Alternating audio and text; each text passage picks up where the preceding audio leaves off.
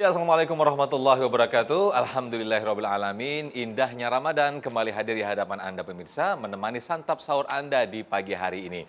Saya tidak sendiri, selain bersama Uwas dan sahabat, ada jamaah yang sudah siap sini. Saya sapa terlebih dahulu. Assalamualaikum. Waduh, ini seger-seger nih Uwas. Ijo-ijo semuanya. Dari mahasiswa mana nih? Universitas mana? Oke, nanti kita akan berbincang-bincang bersama Uwas menemani santap sahur pemirsa ya di TV One ya. Nah, pemirsa, ada sering kita mendapatkan sebuah kesulitan di dalam kehidupan kita. Kadang kalau kita menerima sebuah keindahan, kebaikan itu mungkin sudah biasa. Namun bagaimanakah ketika kita mendapatkan kesulitan yang itu justru melatih rasa ikhlas. Nah, materi ini akan dibahas sepenuhnya, akan dipertajam sepenuhnya bersama Uwas dan juga sahabat. Yang pertama saya akan menyapa dulu Uwas. Assalamualaikum Uwas, sehat? Waalaikumsalam warahmatullahi wabarakatuh, Ustaz Sofyan. Sering kita mendapati kesulitan dalam hidup ini. Ya. Yang orang bilang itu justru melatih keikhlasan. Tapi kesulitan terus lama-lama jadi susah nih untuk ikhlas. Fadhal Ustaz.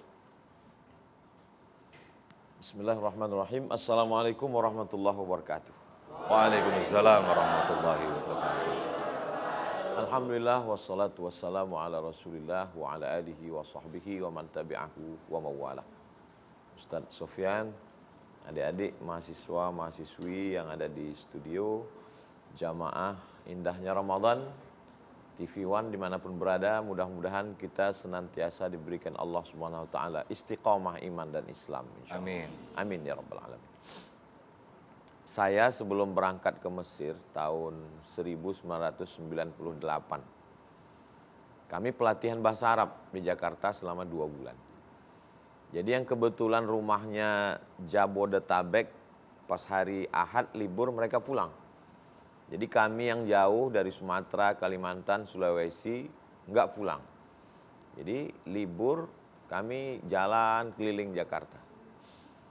Lalu kemudian nggak tahu mau jalan kemana.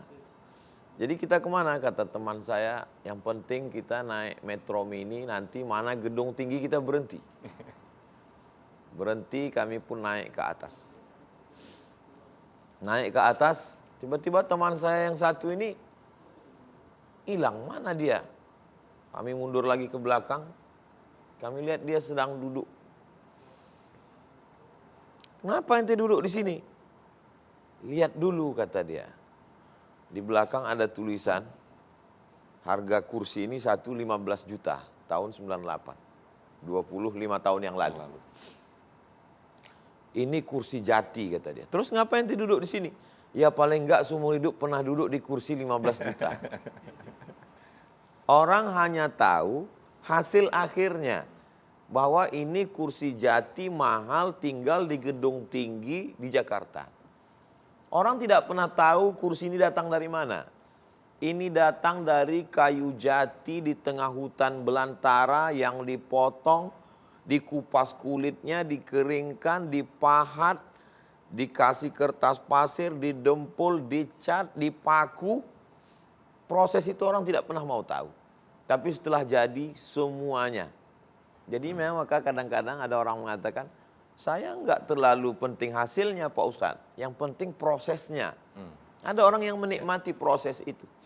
Saya yakin dan percaya adik-adik, mahasiswa, mahasiswi sedang berada di proses itu. Dengan berbagai macam kesakitan, penderitaan, keluh kesah. Tapi nanti sampai akhirnya itu yang paling indah diceritakan. Kalau adem, ayem, nyaman, tentram, itu bukan sesuatu. Cobalah lihat film-film itu. Apanya yang menarik? Yang menarik itu adalah suka dukanya itu. Bagaimana sakitnya Zainuddin ditinggalkan Hayati. Ngikutin juga nih Ustaz. Iya. Jadi kalau kita lihat apa kata Allah SWT, khalaqnal insana fi kabad. Kami ciptakan manusia itu dalam kesusahan, penuh dengan penderitaan. Lalu kemudian man asyaddun nasi balaan. Siapa orang yang paling kuat ujian cobaan hidupnya ya Rasulullah? Kata Nabi SAW, orang yang paling kuat imannya. Al-anbiya, summal amsal fal amsal. Maka kalau kita lihat nabi-nabi itu, ada yang ditelan oleh ikan. Nabi apa itu? La ilaha illa anta subhanaka inni kuntu minaz zalimin. Ada yang kemudian mesti menyembelih anaknya. Nabi Ibrahim alaihi salam 86 tahun kata Imam Ibnu Katsir. Rabbi habli minas solihin, Rabbi habli minas solihin. Lahir anak. Umur 86 tahun baru punya anak. Bayangkan itu. Bagaimana seorang perempuan lama tidak punya anak, namanya Hannah. Sampai-sampai dia bernazar, inni nazartu laka ma fi batni muharrara. Kalau nanti aku punya anak, yang ada dalam rahimku ini akan aku jadikan muharrar. Dalam tafsir makna muharrar khalisan li khidmati baitil maqdis. Dia tidak akan jadi apapun, dia hanya akan menjadi pelayan rumah suci. Falamma wada'atha qalat rabbi inni wada'tuha unsa. Setelah anak itu lahir ternyata anak itu perempuan. Sedangkan saat itu yang jadi pelayan rumah suci hanya laki-laki. Inni sammaituha Maryam. Aku beri nama anak itu Maryam. Akhirnya Maryam remaja, tinggal di mihrab, tidak kenal dengan laki-laki. Ujian itu datang. Arsalna lah, dikirimkan Allah Subhanahu wa taala seorang sosok malaikat. Perempuan yang suci, terjaga, terpelihara, tiba-tiba hamil, tidak punya suami. Sampai apa kata Maryam? Ya laitani muttu qabla hadza. Andai aku mati sebelum ini. Wa kuntu nasyan mansiya. Dan aku menjadi orang yang terlupakan. Kisah-kisah penuh dengan penderitaan itu ternyata hanya Allah cuma ingin sujud kita lebih lama. Air mata kita menetes, merasa dekat dengan Allah Subhanahu wa taala. Demikian Ustaz Sufyan. Masya Allah, terima kasih Ustadz Abdul Somad atas mukadimah yang disampaikan dengan tema besar kita, kesulitan hidup untuk meraih atau melatih rasa ikhlas kita. Betapa tadi digambarkan kursi kayu jati yang mahalnya 15 juta, kemudian cincin berlian hingga ratusan juta, itu membutuhkan proses yang panjang, banyak sekali kesulitan-kesulitan yang ditempuh. Kita masih dengan tema besar kita, kesulitan hidup, meraih rasa atau melatih rasa ikhlas. Ustadz Abdul Somad izin, ini Ustadz Abdul Somad alhamdulillah tidak sendirian, sudah datang Habib Ahmad Alkaf. Saya undang terlebih dulu. Assalamualaikum Habib, Masya Allah. Habib mana? Alhamdulillah. Sehat. Masya Allah. Khair Ustaz. Alhamdulillah. Masya Allah.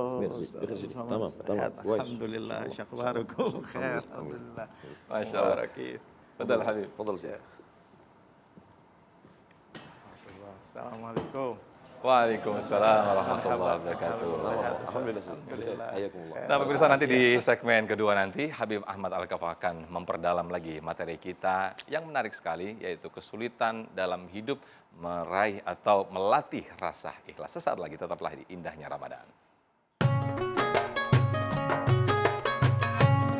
Siapa yang berhak untuk lulus, siapa yang tidak lulus, siapa yang harus nilainya tinggi. Tidak, di situ Allah akan berikan hatinya pandangan-pandangan yang khusus. Tapi dengan syarat harus ridho dengan ketentuan Allah.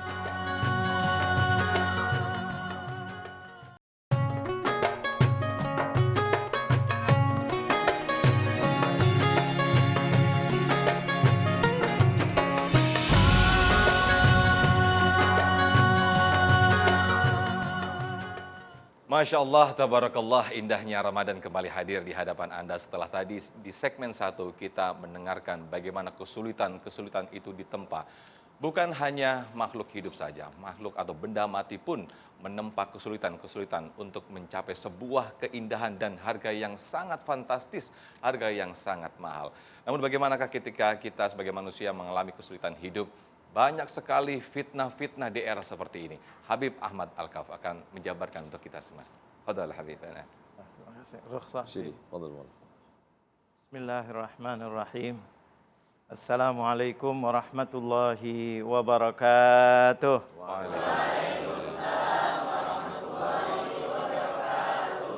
Alhamdulillah, alhamdulillahi rabbil alamin.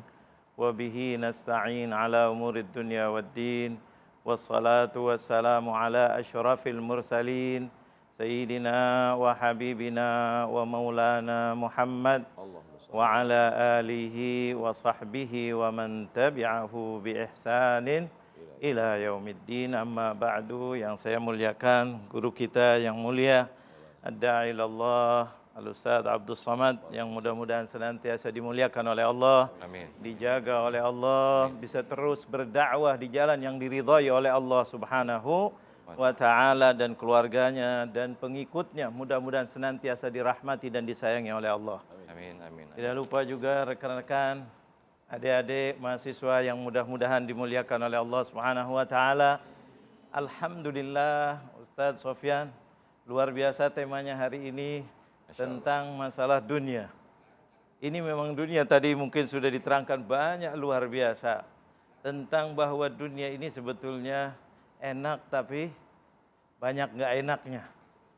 Karena susah tadi banyak. Kesulitan-kesulitan. Tapi kita wajib dengan dunia. Karena mau akhirat, mau surga harus melalui dunia.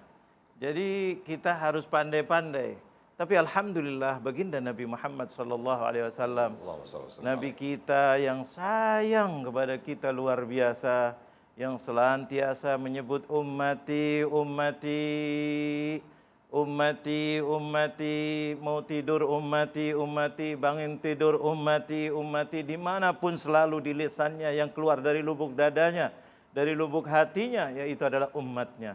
Sampai mau wafat yang disebut wa madza ba'di li ummati. Itu Nabi Muhammad mengingatkan kepada kita bahwa ad-dunya mazra'atul akhirah. Dunia bagaikan ladang. Jadi kalau orang punya ladang dibiarkan atau ditanam kira-kira? Harus ditanam. Tanam ini susah apa mudah? Susah, harus keluar, menggali ini itu. Tetapi ujungnya insya Allah husnul khatimah kalau sudah datang waktunya. Bagaimana caranya? Bagaimana?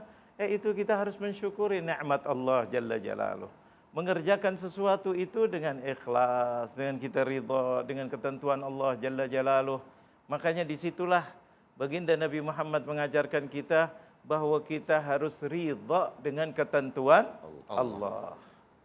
Bahwa kita kenapa tidak dimasukkan surga langsung? Harus melalui dunia. Karena kita lagi diuji. Liyabluwakum ayyukum ahsanu amala. Untuk diuji. Siapa yang ridha dengan ketentuanku, siapa yang tidak ridha. Makanya disitulah ridha yang akan menaikkan derajat kita. Syaratnya kalau ridha, karena dunia ini tidak akan bergerak kecuali dengan izin Allah Jalla Jalaluh. Nanti Allah akan berikan kemudahan. Ketika dia bergantung kepada Allah Jalla Jalaluh, nanti Allah akan berikan kemudahan, bisa memandang ini siapa yang berhak untuk lulus, siapa yang tidak lulus, siapa yang harus nilainya tinggi. Tidak, di situ Allah akan berikan hatinya pandangan-pandangan yang khusus. Tapi dengan syarat harus ridha dengan ketentuan Allah. Ikhlas, betul-betul dia ikhlas jadi seorang guru. Betul-betul dia ikhlas jadi seorang yang ditentukan oleh Allah Jalla Jalaluh. Makanya di situ kita harus memandangnya, kita di dalam urusan dunia ini kita diletakkan oleh Allah di mana. Ketika diletakkan sebagai A atau sebagai B, kita harus ridha nomor satu dulu. Jangan mengatakan kenapa saya di sini, kenapa saya jadi ini. Orang yang menikah, kenapa istri saya kok dia bukan si itu. Atau begitu juga seorang perempuan, atau ini. Berarti dia tidak ikhlas menerima ketentuan Allah Jalla Jalaluh. Di sini kita, alhamdulillah. Makanya Rasulullah SAW selalu mengajarkan kita untuk apa? Mengucapkan alhamdulillah. Hatta bangun tidur aja, dari mulai bangun tidur yang diajarkan Rasulullah apa? Alhamdulillahilladzi ahyana ba'dama amatana. Walaupun bangunnya terlambat, tetap disunahkan untuk apa? Alhamdulillah. Keluar dari kamar kecil, alhamdulillah. Allah, padahal maaf tadi mungkin susah, mungkin ini. Tapi ketika keluar dari kamar kecil, sunnah yaitu membaca alhamdulillahilladzi adhaba anniyal adza wa'afa ni, alhamdulillah. Walaupun begini, walaupun begini. Kalau habis makan jelas lagi. Kalau habis makan kita nikmat. Harusnya apa? Alhamdulillah. Inilah jalan keluar. Inilah jalan keluar dalam menghadapi segala kesulitan. Yang kita hadapi itu semuanya kesulitan. Dunia memang begitu, memang diciptakan oleh Allah. Nikmatnya ada, tetapi kesulitannya lebih banyak. Makanya harus kembali lagi kepada apa? Bersyukur. Karena ujiannya Allah Jalla Jalaluh itu adalah kalau kita bersyukur. Sampai Rasulullah SAW itu nanti kalau sudah di padang mahsyar, kita dikumpulkan semuanya, nanti ada yang dipanggil. Kalau orang-orang yang ahli surga, mudah-mudahan kita semuanya ahli surga. Amin. Insya Allah, dan juga pemirsa di rumah semuanya, mudah-mudahan ahli surganya Allah. Itu nanti semuanya kita akan dikumpulkan di padang mahsyar. Ketika dikumpulkan di padang mahsyar, ada dua golongan. Fariqun fil jannah, wa fariqun fis sa'ir, di neraka. Itu kelompok ahli surga, Allah, mudah-mudahan kita semuanya. Itu nanti dipanggil. Kalau orang ahli nar, nggak bakal dipanggil. Kalau dipanggil pura-pura nggak tahu. Dia nggak dipanggil lagi, masuk ke dalam neraka. Neraka, subhanallah. Tapi orang ahli surga dipanggil. Ketika dipanggil, kira-kira siapa dulu orang yang pertama dipanggil? Biasanya kalau orang bintang kelas juara itu dipanggilnya terakhir nomor 1. Allah, gembira luar biasa. Sampai ibu bapaknya pun gembira. Anaknya dipanggil karena dipanggil disebut namanya. Disebut nama ibu dan ayahnya atau bapaknya, dipanggil nama ayahnya, otomatis ibunya ikut di situ. Siapa yang paling dipanggil oleh Allah Jalla Jalaluh adalah Al-Hammadun. Orang yang paling banyak bersyukur. Itu orang yang pertama. Bukan yang ahli ini, sodako ini. Orang yang paling banyak bersyukur dengan apa yang diberikan oleh Allah Subhanahu wa ta'ala. Mudah-mudahan kita semuanya ahli bersyukur kepada Allah Subhanahu wa ta'ala. Baik, Masya Allah, terima kasih Habibana dengan tema besar kita, semakin dimantapkan hati kita, semakin diluaskan wacana kita tentang bagaimana menghadapi kesulitan-kesulitan untuk meraih rasa ikhlas. Ingat, Habibana tadi mengatakan bahwa kesulitan bukan hanya sebuah hal yang berbau materi dengan kemiskinan, namun justru ujian itu ditempa kepada orang yang juga berlimpah ruah materi ketika tidak digunakan untuk beribadah atau tidak digunakan untuk hal yang baik, maka itulah letak ujiannya. Di segmen berikut saya akan ajak para jamaah yang ada di sini. Saya mau tanya dulu, siapa ini yang mau tanya, silakan. Mana? Oke, banyak sekali nih ya Habib. Nanti kita akan bahas lagi di segmen berikut ya Habib. Bersama juga UAS. Tetap bersama di indahnya Ramadan. Silakan Habibana, boleh diseruput dulu. Masya Allah. Siapa yang tidak ridha menerima ketetapanku, walam yasbir bibalai, tidak sabar menerima ujianku, falyatlub rabban siwaya, carilah Tuhan selain aku.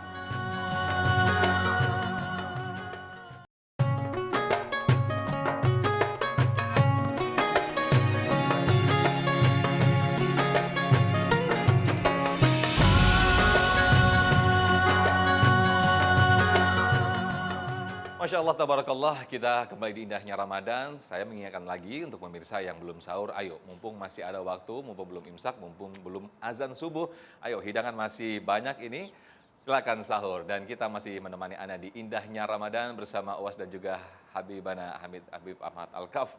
Saya tanya lagi, siapa ini yang mau nanya, oke? Wah, saya ke bawah dulu Habib. Ada, Masya Allah, ini sahabat kita yang mau mengajukan pertanyaan. Boleh silakan berdiri? Oke, silakan, nanti insya Allah akan dijawab oleh Ustaz Lodus Somad. Assalamualaikum warahmatullahi wabarakatuh. Waalaikumsalam. Mohon izin Ustadz Habib, nama saya Fajar Raihan Harahap. Saya dari kampus Universitas Cendekia Abditama. Yang ingin saya tanyakan itu, kenapa Allah Subhanahu wa Ta'ala ketika memberikan ujian kepada hambanya itu terus menerus ya. Akan tapi ketika satu masalah belum teratasi, ditambah lagi masalahnya. Bagaimana seorang hamba itu bisa tumbuh dalam hatinya itu keikhlasan ketika dalam menghadapi masalah tersebut. Mungkin itu ya Ustadz Habib. Assalamualaikum warahmatullahi wabarakatuh. Waalaikumsalam. Kesulitan dan ujian yang bertubi-tubi UAS. Bagaimana kita mengatasinya? Fadal UAS. Ismail Sidi. A'udzu billahi minasyaitonir rajim. Ahasiban nasu ayyutraku ayyaqulu amanna. Apakah manusia itu menyangka dia dibiarkan begitu saja mengatakan amanna, saya percaya pada Allah, wahum la yuftanun, lalu kemudian mereka tidak diuji. Yuftanun diambil dari 3 huruf, fa, ta, na, fitnah. Fitnah itu berasal dari kata membakar. Jadi kalau kita gali tanah di belakang rumah, kita menemukan ada batu hitam, kita ragu ini batu emas atau besi, maka caranya kita bakar dulu. Kita nyalakan api, kita masukkan. Kalau menyala setelah itu dia meleleh, berarti dia emas, bawa pulang. Tapi kalau udah dibakar satu harian hitam, cuman batu gilingan, di rumah juga ada. Jadi ujian itu senantiasa diberikan Allah untuk melihat apakah Allah nggak tahu mana emas mana batu. Allah tahu. Cuman Allah mau kasih tahu kamu ini emas. Maka kamu layak masuk ke dalam istana. Kalau cuman batu kamu di taman aja. Jadi sebenarnya Allah cuman mau ngasih tahu, oh kamu inilah masuk dalam golongan yang diundang ya ayyatuhan nafsul mutmainnah. Irji'i, kembali engkau, tempatmu di sini bukan di sana. Irji'i ila rabbiki radiyatan mardiyah. Apa tadi? Mas kalau masih ingat pesan Habib, ridha. Radiyatan, ridha menerima ketetapan Allah, mardiyah diridhai Allah Subhanahu wa taala. Makanya dalam sebuah hadis qudsi, man lam yarda biqada'i, siapa yang tidak ridha menerima ketetapanku, walam yasbir bibalai, tidak sabar menerima ujianku, falyatlub rabban siwaya, carilah Tuhan selain aku.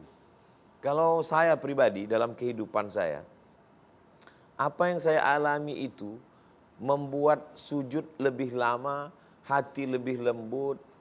Tapi ketika kita sedang tidak ada ujian, kita merasa saya yang paling hebat, aku. Sebenarnya Allah buat itu menghilangkan keakuan, keegoan. Di saat sedang diuji kita selalu berkata, ya Allah, pergilah ke rumah sakit. Di rumah sakit semuanya, ya Allah. Tapi begitu sehat.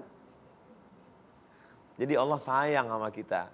Makanya hubungan kita dengan Allah itu dua saja. Yang pertama, husnuzon. Ana inda husni zonni abdi bi. Yang kedua, ridha. Makanya sebelum matahari terbit kita udah katakan ridha. Raditu billahi rabba. Nanti ketika kita semua masuk surga insya Allah. Amin. Amin. Setelah semua dapat, adik-adik dengan bidadari-bidadarinya insya Allah. Lalu setelah itu Allah tanya, madza turidun? Hai penghuni surga, kau mau apa? Penghuni surga mengatakan, semua kami sudah dapat ya Allah, tapi kami belum dapat satu. Apa itu? Ridhaka. Kami belum dapat ridhamu. Kata Allah, yang dapat ridhaku cuma satu. Siapa dia? Orang yang ridha menerima ketetapanku.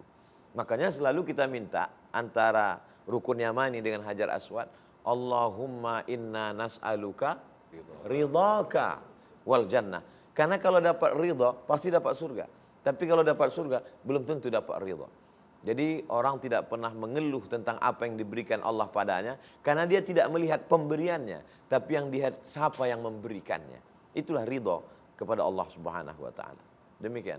Masya Allah, kalau bisa dianalogikan bagaimana kita meraih hati orang tua, kalau orang tua kita itu cinta, udah ridho, maka apapun akan diberikannya begitu Mas ya. Masya Allah, berikutnya saya ke siapa lagi nih? Siapa yang mau nanya? Silakan. Oke, yang dekat aja dulu deh, silakan. Boleh berdiri langsung, nanti akan dijawab oleh Habib Ahmad Al-Kaf. Ya, baik, bismillahirrahmanirrahim. Assalamualaikum warahmatullahi wabarakatuh. Waalaikumsalam warahmatullahi wabarakatuh. Perkenalkan saya Sarah Kamil Artanti dari Universitas Cendekia Abditama. Habib, Ustadz, saya izin bertanya. Seperti yang sering kita dengar, la yukallifullahu nafsan illa wus'aha. Allah itu tidak akan memberi ujian kepada hambanya di luar batas kemampuan hambanya. Ini saya ingin bertanya, seorang hamba bisa dikatakan ridho, ikhlas dengan ujian yang telah Allah berikan itu bisa dilihat dari mana? Karena saya sendiri pun kadang ketika diberi ujian oleh Allah, kadang saya harus ikhlas. Tapi mungkin setan melewat pikiran saya, kenapa harus begini, harus begitu. Ketika saat itu apakah saya sudah dikatakan ikhlas atau belum? Cukup mungkin segitu ya. Assalamualaikum warahmatullahi wabarakatuh. Waalaikumsalam, pertanyaan yang sangat bagus sekali Habib. Fadal Luar Habib. biasa pertanyaannya, izin Ustaz. Subhanallah. Tadi mengatakan sudah ridho atau belum, ikhlas apa belum? Ini luar biasa, subhanallah. Kita ini manusia, beda dengan makhluk yang lain. Manusia kemuliaannya itu adalah dengan akal kita.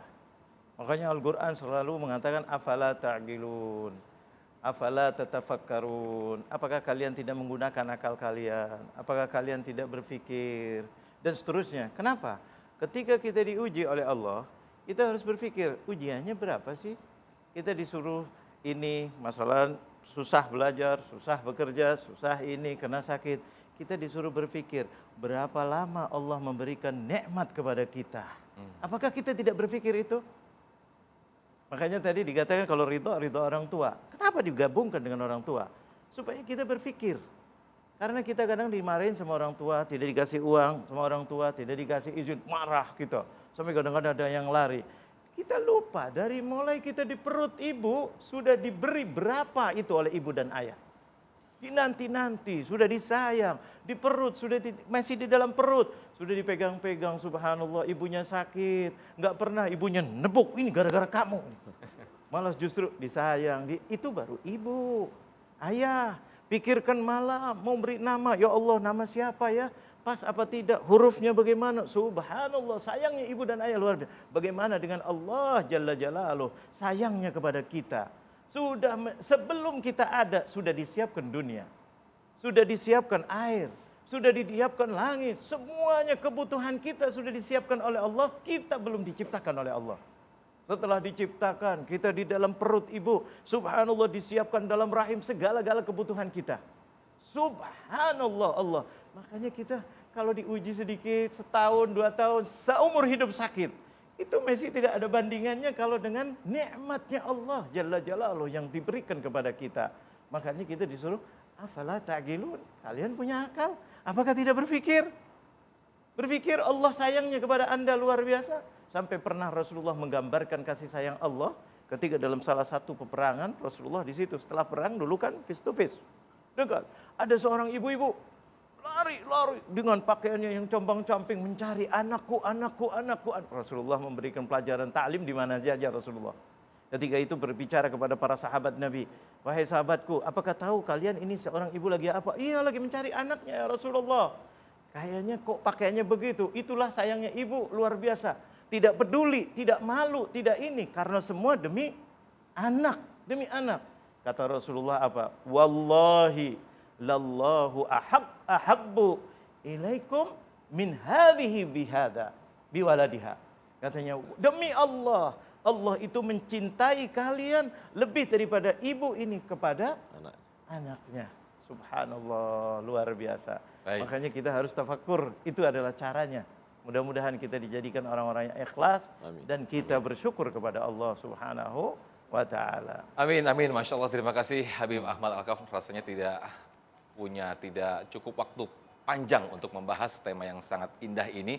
Tapi kita akan lanjutkan lagi dengan para mahasiswa jamaah yang sudah siap dengan pertanyaan-pertanyaannya. Sesaat lagi tetaplah di Indahnya Ramadan. Silakan. Tapi kalau mulutnya aja mengatakan astagfirullah tapi perbuatan haram terus dia lakukan, dia kal mustahzi. Dia orang yang sedang mengejek-ejek, mengolok-olok Allah Subhanahu wa ta'ala.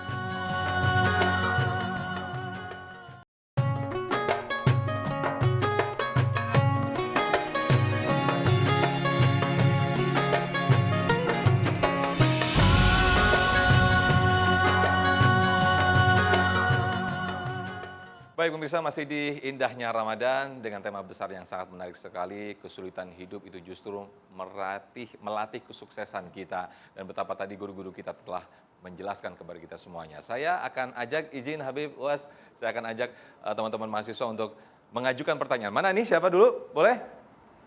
Oke, saya ke bawah dulu deh. Silakan. Mohon izin Ustadz Habib. Bismillahirrahmanirrahim. Assalamualaikum warahmatullahi wabarakatuh. Waalaikumsalam warahmatullahi wabarakatuh. Izin memperkenalkan diri Ustadz Habib, nama saya Rahmatullah Satria Tama dari kampus Universitas Cendekia Abdi Tama. Mohon izin bertanya Ustadz Habib kepada antum sekalian. Pertanyaannya seperti ini Ustadz Habib. Jadi bagaimana menyikapi ada seorang yang dia itu menyadari bahwasanya dirinya itu terkena istidraj. Lalu orang yang terkena istidraj tersebut menyikapinya tuh dengan bersyukur. Dengan cara saya terkena istidraj tapi saya bersyukur bahwasanya ini yang memberikan istidraj kepada saya ini adalah Allah Subhanahu wa taala. Lalu bagaimana, apakah istidrajnya itu akan berubah menjadi nikmat atau tetap istidraj? Mohon jawabannya Ustadz Habib. Sekian, terima kasih. Assalamualaikum warahmatullahi wabarakatuh. Waalaikumsalam. Masya Allah. Mensyukuri istidraj dengan harapan dapat ridho Allah. Silakan bagaimana Mas? Ismail di sini. Innallaha la yumli lizzalim. Allah mengulur kepada orang yang zalim itu, diulur umurnya panjang, nikmat banyak, diulur terus dengan rezeki berlimpah. Hatta idza akhadhahu lam yuflithu. Sehingga ketika Allah menghukumnya, maka tidak ada lagi, langsung saja masuk ke dalam neraka jahanam. Itulah yang disebutkan Allah SWT dalam Al-Quran, sanastadrijuhum min haitsu la ya'lamun. Kami permainkan mereka dengan istidraj min haitsu la ya'lamun. Mereka tidak sadar. Wa umli lahum, aku ulur untuk mereka. Inna kaidi matin. Sesungguhnya tipu dayaku amat sangat kuat. Jadi kalau dia sadar ini istidraj dan kemudian dia bersyukur, itu dia sudah bertaubat. Dia bertaubat, dia sadar, lalu kemudian semua yang haram-haram dia tinggalkan, dia sholat, dia puasa, dia bayar zakat, maka dia bertaubat kepada Allah. At-taibu minadz-dzambi kama la dzambala. Orang yang bertaubat kepada Allah seperti orang tidak berdosa. Kepada Allah SWT dia minta ampun. Ma min muslimin yuznibu dzamban. Ada orang yang silap, salah berdosa. Summa yatatahhar, mandi dia, mandi taubat. Summa yusalli rak'ataini, salat sunat 2 rakaat. Summa yastaghfirullah, minta ampun kepada Allah, illa ghafarallahu lah. Syaratnya kata Sayyidina Abdullah ibnu Abbas radhiyallahu anhuma, yang pertama an-nadamu fil qalbi, menyesal dalam hati. Setelah itu al-iqraru bil lisan, dia nyatakan dengan lisan astaghfirullahalazim. Setelah itu al-itmaru alla ya'uda ilaihi abadan, dia tekad untuk tidak kembali. Tapi kalau mulutnya aja mengatakan astaghfirullah tapi perbuatan haram terus dia lakukan, dia kal mustahzi. Dia orang yang sedang mengejek-ejek, mengolok-olok Allah Subhanahu wa taala. Mudah-mudahan taubatnya diterima dan dia menjadi orang yang taubat nasuha insyaallah. Demikian Ustaz. Baik, terima kasih Uas. Tapi kalau menarik apa tadi yang dibahas istidraj ya Habib. Ketika kita, memang ada orang, apakah ada begitu orang yang merasa dirinya ini di istidraj? Karena seperti tadi yang disampaikan oleh Uas tadi bahwa la ya'lamun, sebenarnya Allah memberikan istidraj ini, manusia tidak mengetahuinya. Tapi apakah ada orang justru mengetahui ini saya lagi di istidraj nih? Bagaimana Habib? Ya, sangat bagus sekali Ustaz. Ini luar biasa bahwa orang yang tahu, lah inilah pentingnya majelis taklim. Pentingnya kita belajar. Makanya kita wajib belajar. Karena untuk mengetahui kita ini di jalan syariah atau tidak. Kalau kita sudah keluar, walaupun itu kenikmatan, kelihatannya dipuji, kelihatannya punya ini, kelihatannya mudah, segala-galanya lancar, ini adalah istidraj. Kalau ini dari haram, caranya dengan cara haram, makannya dengan harta yang haram, dengan mendolimi orang, dia merasa ini dolim, ini itu, apalagi kalau dia tahu. Tahunya gimana? Kalau dia sudah belajar. Dan kalau dia tidak tahu, wajib kepada para ulama untuk memberitahu. Makanya wajib dakwah. Wajib dakwah. Kalau tidak tahu, nanti dia akan mengadu kepada Allah. Tidak ada yang beritahu. Ulamanya ini panggil. Makanya ulama berjuang berdakwah mati-matian. Apapun yang terjadi tidak peduli. Karena dia sedang mengerjakan perintah Allah Subhanahu wa ta'ala. Untuk memberikan pencerahan. Karena kewajiban. Kewajiban. Jangan harus diundang dulu. Jangan jadi dosen dulu. Dimanapun dia berada wajib berdakwah. Wajib menyampaikan. Karena takut ada orang yang tidak tahu. Akhirnya dia di istidraj, dia tidak tahu. Ketika tidak tahu. Dan orangnya pun wajib mencari ilmu. Jadi ketemu, bukan hanya ulamanya saja. Siapapun dia. Entah rakyat, entah pejabat, entah ini. Makanya dakwah itu wajib di segala kalangan. Kadang-kadang, kadang-kadang tersindir. Nggak apa-apa tersindir. Memang justru obat yang bagus kalau tersindir. Kalau kita pakai obat luka itu kalau nggak perih, nggak terasa. Berarti obatnya kayaknya kurang mujarab. Tapi kalau kena perih sedikit, berarti insya Allah ada harapan sembuh. Orang ketika diberi nasihat, ada tersindir nih. Nggak apa-apa, berarti insya Allah mudah-mudahan ini akan taubat dan kembali kepada Allah Subhanahu wa ta'ala. Jadi kembali lagi, kita itu adalah kita tahu dari mana? Dari ilmu. Makanya Rasulullah SAW itu adalah memberikan ilmu. Innama bu'itsu mu'alliman dalam riwayat lain. memberikan ilmu, mengajarkan. Dan Rasulullah sendiri diajarkan oleh Allah Jalla Jalaluh di dalam Al-Quran ketika turun surat pertama, Allamal insana malam ya'lam. Yang dimaksud adalah siapa? Rasulullah SAW. Diajarkan oleh Allah. Ini yang bagus, ini yang lebih bagus, ini yang haram, dan ini yang tidak haram. Dan ini ulama wajib menyampaikannya. Dan semua manusia yang muslim wajib belajar. Mudah-mudahan kita diberi manfaat oleh Allah. Amin, amin ya rabbal alamin. Sedikit tambahan dari UAS mungkin sebelum kita akhiri program ini, silakan. Ada seorang mahasiswa dengan temannya duduk bersama. Lalu kemudian ketika lewat seorang bapak-bapak, yang mahasiswa yang satu nyantai aja, rokok dengan santai, seperti nggak ada beban. Yang satu lagi, begitu dia ngelihat ada bapak ini lewat, langsung buang, pontang-panting, bahkan lari ketakutan. Kenapa yang satu ini nyantai? Kenapa yang ini lari? Yang nyantai ini mahasiswa baru, nggak kenal. Yang pontang-panting ini tahu, itu rektor yang lewat. Maka ada juga orang ngomong, ya, bagusnya kita nggak tahu. Betul. Bagusnya tahu. Karena kalau kita tidak tahu, kita akan terus terjerumus. Seperti yang disampaikan Sayyidi Al-Habib, bahwa perlunya kita tahu. Tahu bahwa kita tidak tahu. Itu yang paling penting. Yang paling mengerikan sekarang, dia tidak tahu, bahwa dirinya tidak tahu, ngajarin orang yang tahu. Yang Dan tahu tidak malah mau cari ikut tahu. yang nggak tahu. Dan tidak mau cari tahu ya. Dan Ustaz, nggak ya? mau cari tahu dan tidak mau tahu. Masya Allah. Alhamdulillah. Alhamdulillah. Begitu di bulan Ramadan ini Habib, banyaknya tontonan, tapi tidak banyak yang bisa jadi tuntunan. Alhamdulillah kita bisa bersama dengan Sayyidi Al-Habib, Ya Allah, mudah-mudahan Sayyidus Syuhur, pimpinannya bulan-bulan Ramadan, bersama Sayyidul Awwalina wal Akhirin, Sayyidina Muhammad SAW, bersama zuriat zuriat Nabi Muhammad SAW, kita bisa mengambil ilmu pengajaran. Jamaah yang tidak bisa hadir, tapi dia bisa nonton dimanapun berada, manfaatkan kesempatan indahnya Ramadan. Ya Allah, amin. Amin, amin. Masya Allah, terima kasih. UAS, terima kasih. Habibana, kesempatan di pagi hari ini sudah memberikan tausiah yang sangat luar biasa sekali. Kita sudah di penghujung acara, Masya Allah. Mudah-mudahan apa yang disampaikan oleh guru-guru kita tadi menambah rasa ikhlas kita dalam setiap ujian, dalam setiap kesulitan yang diberikan dari Allah kepada kita semua. Karena hanya satu, ridha Allah dan juga rahmat Allah lah yang kita raih. Insya Allah nanti akan ditutup dengan doa yang disampaikan oleh Habibana. Saya Muhammad Sofyan, Ustadz Abu Somad, dan juga Habibana Habib Ahmad Al-Kaf. Pamit undur diri, terima kasih. Wassalamualaikum warahmatullahi wabarakatuh. Habib. Bismillahirrahmanirrahim. Alhamdulillahirabbil alamin. Hamdan yuwafi ni'amahu yukafi'u mazidah. Allahumma salli wa sallim ala Sayyidina Muhammad wa ala ali Sayyidina Muhammad. Ya Allah, di bulan yang mulia ini ya Allah, di saat-saat yang dimuliakan oleh-Mu ya Allah. Ya Allah, kami ini banyak ya Allah menghadapi ujian-ujian ya Allah. Ya Allah, berilah kami kekuatan untuk bisa melewatinya dengan kami ikhlas. Dengan kami bersyukur kepadamu ya Allah. Agar kami bisa melalui dunia ini yang penuh cobaan ini ya Allah. Mudah-mudahan dengan selamat ya Allah. Ridhailah kami ya Allah. Tunjukkanlah kami ya Allah. Berilah petunjuk kepada kami dan anak-anak kami, keluarga kami ya Allah. Jamaah kami ya Allah. Semua yang menyaksikan ini ya Allah, mudah-mudahan diberikan petunjuk ya Allah. Agar bisa melalui dunia ini dengan selamat. Mendapatkan ridhamu ya Allah. Sampai di detik-detik terakhir ya Allah. Mudah-mudahan kami mendapatkan husnul khatimah. Birahmatika ya arhamar rahimin.